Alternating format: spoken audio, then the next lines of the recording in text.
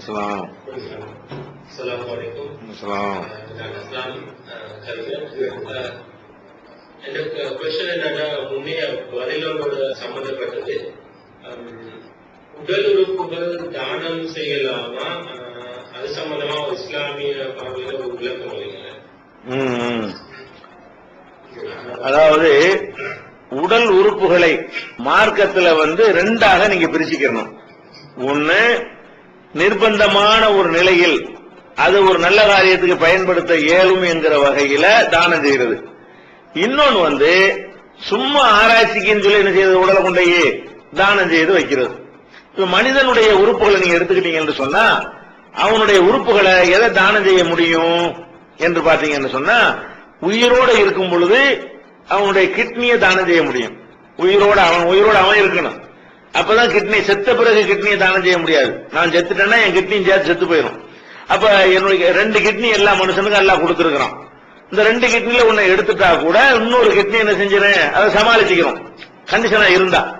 அந்த மாதிரி இருக்கும் பொழுது நான் உயிரோட இருக்கிறேன், எனக்கு 2 கிட்னி நல்லாவே இருக்கிறது, எந்த விதமான பாதிப்பும் இல்ல. மெடிக்கல்ல டெஸ்ட் பண்ணுவாங்க, சும்மா போய் உடனே கிட்னி கொடுக்கறவன எடுத்துட்டு விட மாட்டாங்க. என்னுடைய உடல், என்னுடைய வயசு, நோயுடைய அறிகுறிகள், அந்த கிட்னியுடைய தன்மை எல்லாத்தையும் பார்த்து இவனுக்கு ஒரு கிட்னி எடுத்துட்டா கூட இவன் வண்டி ஓடிடும் அப்படிங்கிற நிலையில இருந்தா ஒரு ஆளுடைய கிட்னி என்ன செய்வாங்க, எடுத்து அடுத்த ஆளுக்கு வைப்பாங்க. ஒரு மனிதனுக்கு அவனுக்கு ரொம்ப நெருக்கமான ஒரு உறவினர் இருக்கிறாரு, அவருக்கு 2 கிட்னி செயலிழந்து போச்சு. இந்த கிட்னியை ஒரு ஆள் கொடுத்தா அவர் பொழைச்சுக்கிடுவாருங்கிற மாதிரி இருக்கிறது.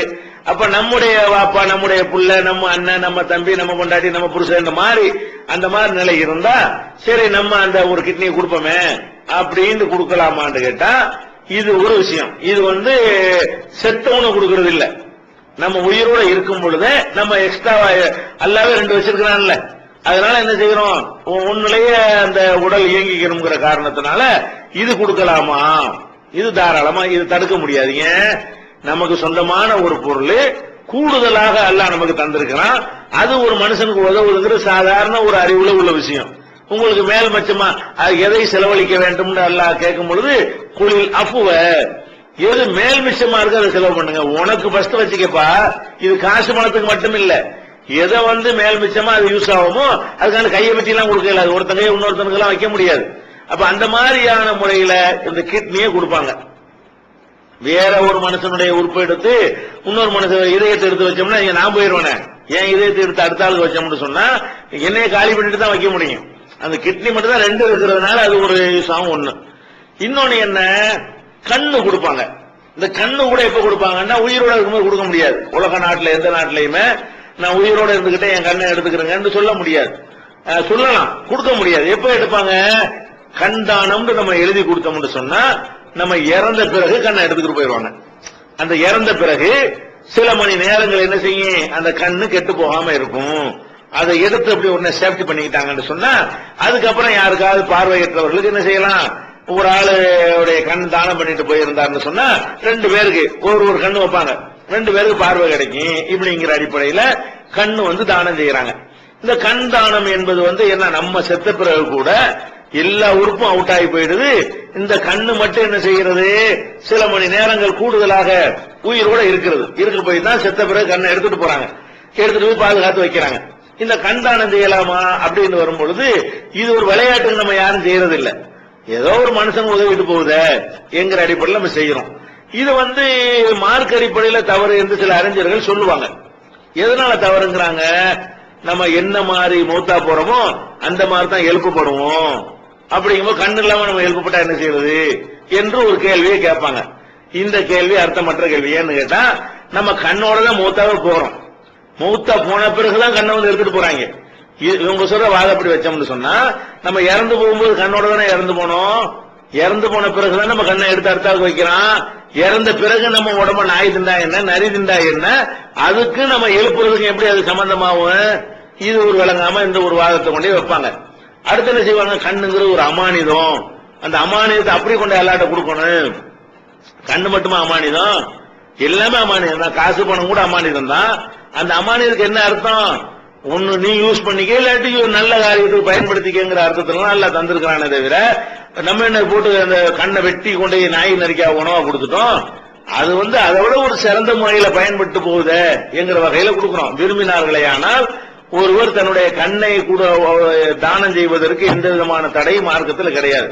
இன்னொன்னு நம்ம பார்க்கணுங்க, நமக்கு இப்படி மார்க்கத்தில் என்ன செய்யணும் ரசூலுல்லாஹ் சொல்றாங்க, ஏதாவது குழப்பம் வந்துச்சுன்னு சொன்னா இஸ்தப்தி கல்பக, நீ மத்த யார்ட்டையும் போய் கேட்காதப்பா, உன் மனசாட்சியில போய் கேளு.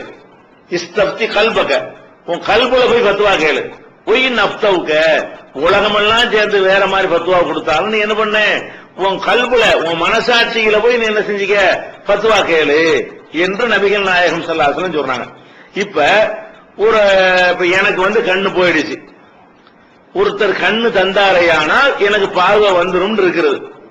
இப்ப அந்த கண்ணை வாங்கிடலாமா அப்படின்னு கேட்டா அவ்வளவு வாங்கிடலாம். யாரு கண் தானம் செய்யக்கூடாதுன்னு சொல்றாங்களோ அந்த ஆலிம்கிட்ட நீங்க போய் உங்க மௌனுக்கு கண்ணு போச்சுன்னு சொன்னா, ஒரு ஆள் கண்ணு தந்தாருன்னு சொன்னா அதை வாங்கிக்கிறீங்களான்னு கேட்டா வாங்கிக்கிறேங்கிறாரு. எப்படி வாங்கிக்கிருவேன், மார்க்கத்துல கூடாதுன்னு வாங்க மாட்டேன்னு சொல்லணும். அப்ப எனக்காக வாங்கிக்கிருவேன் என்று சொன்னால் அப்ப மனசாட்சி என்ன சொல்லுது, தப்பு இல்லைன்னு சொல்லுது. மார்க்கத்துல எதை கொடுக்கலாமோ அதை வாங்கலாம், எதை வாங்கலாமோ அதை தான் கொடுக்கலாம். அப்ப நீங்க அடுத்தவன் கண்ணு இருந்தாலும் வாங்க மாட்டேன்னு யாராவது சொல்றாங்களா? எந்த ஆலிமாவது பத்துவா கொடுக்கிறாரு, அவருக்கு தேவையான வந்தா வாங்கிக்கிருவாராம்.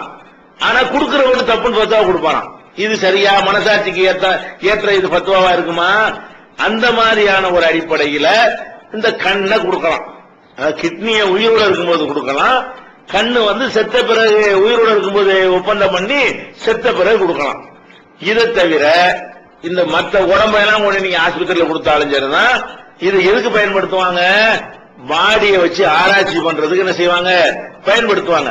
அது ஒரு உடம்பு இந்த பாடி இல்லாட்டாலும் பெரிய ஒரு காட்சி பொருளா தான் அது இருக்குமே தவிர பெருசா ஒன்னும் பாதிப்புலாம் ஏற்படுத்தாது, மனித குலத்துக்கு பெரிய கேடெல்லாம் வராது, பெரிய நன்மையும் கிடையாது அந்த பாடியை கொடுக்கறதுனால. அப்படி இல்லாததுனால நம்ம உடலை நமக்குன்னு சில மார்க்க சடங்குகள் இருக்கு, அதைத்தான் செய்யணும். உடலையை கொண்டு என்ன செஞ்சிடக்கூடாது, தானமா கொடுக்க கூடாது. அந்த தானமா கொடுக்கறதுனால அது யாருக்கும் பயன்பட போறது இல்ல, அது யாரும் எடுத்து வச்சுக்கிற போறதும் கிடையாது. சும்மா திராவகத்துல போட்டு வர்றவன் போறவனுக்கு காட்சி பொருளாக என்ன செய்வாங்க, இப்படித்தான் மனுஷன் உடம்பு இருக்கும்னு காட்டுவாங்க. அது இதைத்தான் வச்சு காட்டணும்னு கிடையாது. ஒரு பிளாஸ்டிக்ல கூட என்ன செய்யலாம், செஞ்சு கூட அதை மனிதன் இப்படித்தான் இருக்கான்னு காட்ட முடியும். அது பெரிய இம்பார்ட்டன்டான ஒரு மேட்டர் கிடையாது. சும்மா கூடுதல் விவரத்துக்கு அது யூஸ் ஆகும். அது யார் மறுமையை நம்பாம இருக்கிறானோ அவன் உடம்பு கொண்டே கொடுக்கட்டு, அது போதும், அது அதுக்கு பயன்பட்டு போயிடும். நம்ம கொண்டே கொடுக்கணும். 1,00,000 ஒருத்தன் 1000 கோடியில ஒருத்தன் கொடுத்தாண்டா அது போதும், அவனுக்கு அடக்கம் பண்றதோ அவனுக்கு அந்த மாதிரியான சடங்குகள் அவனுக்கு கிடையாது.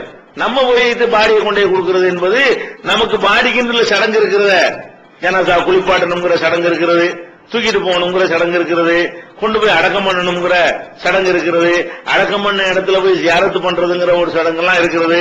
மார்க்கத்துல பாடிக்குன்னு செய்ய வேண்டிய நிறைய கடமைகள் இருக்கும் பொழுது ஒட்டுமொத்தமாக உடலை நெஞ்சிடக்கூடாது, தானம் பண்ணிடக்கூடாது.